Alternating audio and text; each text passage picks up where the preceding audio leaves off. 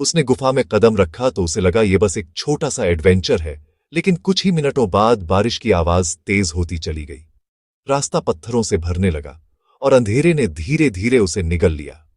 Mobile की torch 18% पर थी।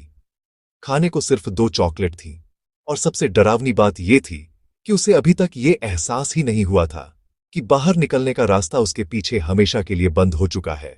और अब इस गुफा में उससे पहले कुछ टूटने वाला था। उसका शरीर नहीं, उसका दिमाग।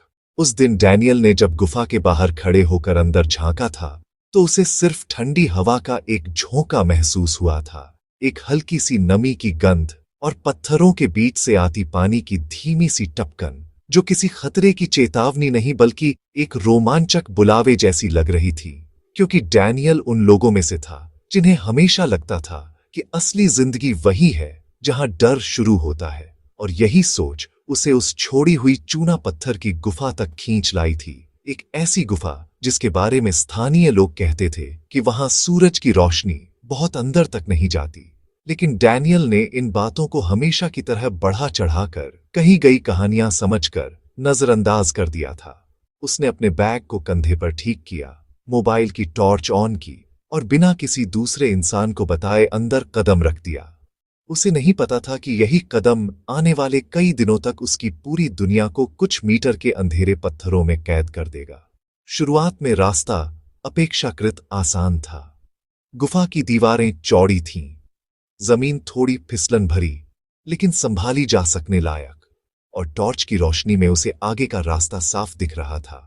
उसने सोचा कि बस थोड़ी देर घूमकर वापस निकल जाएगा और इस जगह को अपनी अगली ट्रैवल स्टोरी में शामिल कर लेगा। लेकिन जैसे जैसे वह अंदर बढ़ता गया, बाहर की आवाजें, हवा, पक्षी, दूर बहता पानी, सब पीछे छूटती चली गईं और गुफा के अंदर की खामोशी मोटी होती गई। ऐसी खामोशी जो सिर्फ सुनाई नहीं देती बल्कि सीने पर दबाव बनाकर महसूस होती है। तभी बाहर अचानक मौसम बदलने लगा, जो डैनियल को दिखाई नहीं दे रहा था, लेकिन गुफा के अंदर उसकी आहट आने लगी थी। बारिश की पहली बूंदों की आवाज पत्थरों से टकराकर गूंजने लगी और कुछ ही देर में वो हल्की आवाज तेज, भारी और लगातार शोर में बदल गई। पानी की धाराएं गुफा के मुहाने से अंदर की ओर बहने लगीं और इससे पहले कि डैनियल कुछ समझ पाता, जमीन पर छोटे छोटे पत्थर खिसकने लगे। उसने वापस मुड़कर बाहर जाने का फैसला किया, लेकिन जैसे ही उसने पहला कदम पीछे की ओर बढ़ाया, एक जोरदार आवाज के साथ ऊपर से पत्थरों का एक बड़ा हिस्सा गिर पड़ा और वही रास्ता जिससे होकर वह अंदर आया था कुछ ही सेकंड में मलबे से भर गया। उस पल डैनियल को लगा जैसे किसी ने उसकी छाती को अंदर से जकड़ लिया हो। वह दौड़कर उस जगह पहुंचा, पत्थरों को हटाने की कोशिश की। हाथ छिल गए, उंगलियां कांपने लगीं, लेकिन मलबा हिला तक नहीं। तब पहली बार उसके दिमाग में एक डरावना ख्याल आया। अगर रास्ता पूरी तरह बंद हो गया है तो? उसने खुद को शांत करने की कोशिश की, ये सोचकर कि बारिश रुक जाएगी, कोई ना कोई रास्ता निकल आएगा। लेकिन जैसे जैसे मिनट बीतते गए, अंधेरा और गहरा होता गया। मोबाइल की स्क्रीन पर बैटरी प्रतिशत 27% से 24% पर आ गया और उसे एहसास हुआ कि उसके पास न तो कोई एक्स्ट्रा टॉर्च है, न खाने पीने का ठीक ठाक इंतजाम। बैग में बस 2 चॉकलेट बार और आधी पानी की बोतल थी। वह जोर से चिल्लाया, उसकी आवाज गुफा की दीवारों से टकराकर उसी तक लौट आई। बाहर कोई जवाब नहीं आया और तभी उसे समझ में आया कि गुफा सिर्फ पत्थरों का ढांचा नहीं होती, यह इंसान को धीरे धीरे अकेलेपन से तोड़ने की जगह होती है। पहला घंटा डर और उम्मीद के बीच बीता, दूसरा घंटा बेचैनी में, तीसरे घंटे तक उसे अपने दिल की धड़कनें कानों में सुनाई देने लगीं और जैसे जैसे समय आगे बढ़ता गया, उसके दिमाग में अजीब अजीब ख्याल आने लगे। हर टपकती बूंद किसी कदम की आवाज लगती, हर साया किसी आकृति जैसा महसूस होता। उसने टॉर्च बंद कर दी ताकि बैटरी बचे और तभी उसे असली अंधेरे का मतलब समझ आया। वो अंधेरा जो आंखें खुली होने के बावजूद सब कुछ निगल जाता है। उस रात, अगर उसे रात कहा जाए, डैनियल पहली बार पूरी तरह अकेला पड़ा था। ठंड जमीन से उसके शरीर में चढ़ रही थी, भूख अभी हल्की थी लेकिन डर पूरी तरह हावी, और उसके दिमाग में एक ही सवाल घूम रहा था, अगर सुबह नहीं आई तो? समय अब किसी घड़ी की तरह आगे नहीं बढ़ रहा था, बल्कि किसी गाढ़े भारी पदार्थ की तरह फैल चुका था। डैनियल को नहीं पता था कि कब दूसरा दिन शुरू हुआ और कब खत्म हुआ, क्योंकि गुफा के अंदर न सूरज उगता है न डूबता है, सिर्फ अंधेरा होता है जो हर पल एक जैसा लगता है। पहले दिन के बाद उसकी सबसे बड़ी लड़ाई भूख या प्यास से नहीं, बल्कि अपने ही दिमाग से शुरू हो चुकी थी, क्योंकि इंसान जब पूरी तरह अकेला होता है तो उसका दिमाग उसे बचाने के बजाय उसे डराने लगता है, उसे ऐसी बातें दिखाने और सुनाने लगता है जो असल में मौजूद नहीं होती। तीसरे दिन तक डैनियल ने पानी की बोतल को बहुत सोच समझकर इस्तेमाल किया, छत से टपकती बूंदों को अपनी हथेलियों में इकट्ठा करना सीख लिया, लेकिन शरीर धीरे धीरे कमजोर हो रहा था। पैरों में जान नहीं बची थी, घुटनों में दर्द था और पेट में लगातार ऐंठन उठ रही थी।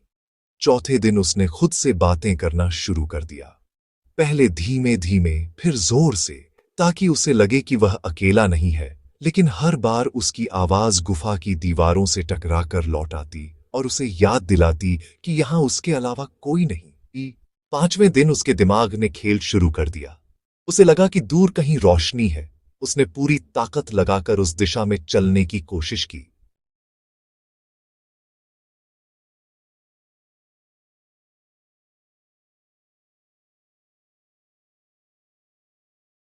लेकिन कुछ मीटर बाद दीवार से टकराकर गिर पड़ा।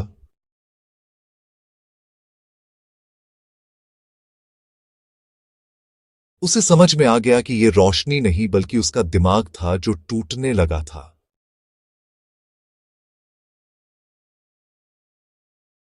छठे दिन उसने पहली बार हार मानने के बारे में सोचा।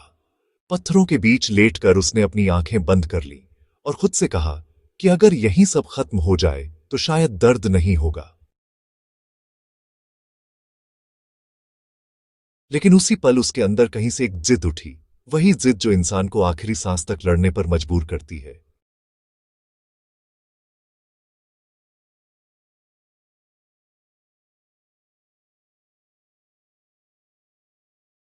उसने तय किया कि जब तक सांस चल रही है वह हार नहीं मानेगा।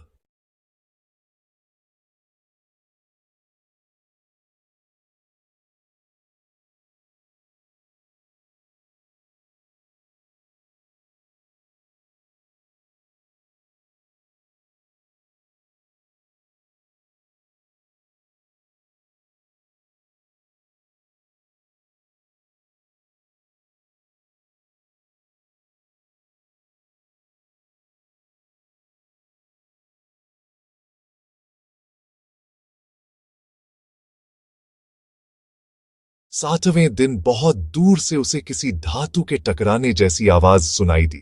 पहले उसे लगा ये भ्रम है, लेकिन आवाज दोबारा आई, इस बार साफ। उसने पूरी ताकत इकट्ठा की और पास पड़े पत्थरों को एक दूसरे से टकराने लगा। आवाज कमजोर थी लेकिन लगातार, और यही उसकी आखिरी उम्मीद थी। कुछ घंटों बाद, या शायद बहुत देर बाद, उसे बाहर से इंसानी आवाजें सुनाई दीं। रोशनी की एक पतली लकीर अंधेरे में दाखिल हुई और उसी पल डैनियल की आंखों से आंसू निकल आए। जब रेस्क्यू टीम ने पत्थर हटाकर उसे बाहर निकाला तो सूरज की रोशनी उसे चुभ रही थी। उसका शरीर कांप रहा था, लेकिन वह जिंदा था। उसने 9 दिन अंधेरे में बिताए थे, और जब उसने बाहर कदम रखा तो उसे एहसास हुआ कि उसने सिर्फ गुफा से बाहर नहीं निकला है, बल्कि उस डर से भी बाहर आया है जो इंसान को अंदर ही अंदर मार देता है। और आज भी जब वह उस अनुभव को याद करता है तो एक ही बात कहता है, कुछ जगहें इंसान को मारने के लिए नहीं होती, बल्कि ये दिखाने के लिए होती हैं कि जिंदा रहने के लिए शरीर से ज्यादा मजबूत दिमाग चाहिए। जब डैनियल गुफा से बाहर निकला तो सूरज की रोशनी उसकी आंखों को चुभ रही थी, लेकिन असली रोशनी उसके अंदर जल चुकी थी, क्योंकि उसने वहां सिर्फ अंधेरा नहीं देखा था, उसने इंसान के दिमाग की वो हद देखी थी जहां डर सबसे पहले टूटता है। और शायद इसी वजह से कुछ लोग जिंदा बच जाते हैं, क्योंकि सर्वाइवल सिर्फ खाना या पानी नहीं होता। सर्वाइवल होता है हार मानने से इनकार करना। और ऐसी ही सच्ची कहानियां हमें याद दिलाती हैं कि जब हालात सबसे बुरे हों तब भी इंसान के अंदर जिंदा रहने की एक जिद बाकी रहती है।